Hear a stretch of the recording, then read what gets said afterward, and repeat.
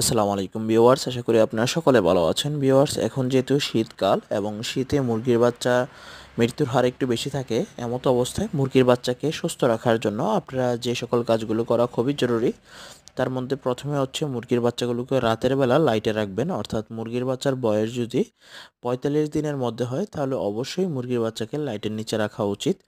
এতে করে আপনার মুরগির বাচ্চাটি সুস্থ থাকবে।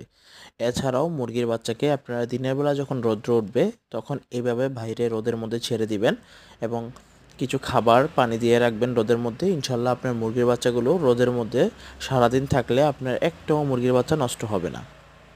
এছাড়া আপনারা ঔষধ হিসাবে দুইটি ওষুধ ব্যবহার করবেন, একটি হচ্ছে লাইসোভিট আর আরেকটি হচ্ছে মাইক্রোনিট। এই দুইটি ওষুধ মুরগির বাচ্চার জন্য আপনারা ব্যবহার করতে থাকবেন। ইনশাল্লাহ আশা করি আপনার মুরগির বাচ্চার ঠান্ডা, সর্দি এবং পায়খানাজনিত যে সমস্যাগুলো হয় মুরগির বাচ্চার এবং বদহজম, এই ধরনের সমস্যাগুলো হবে না।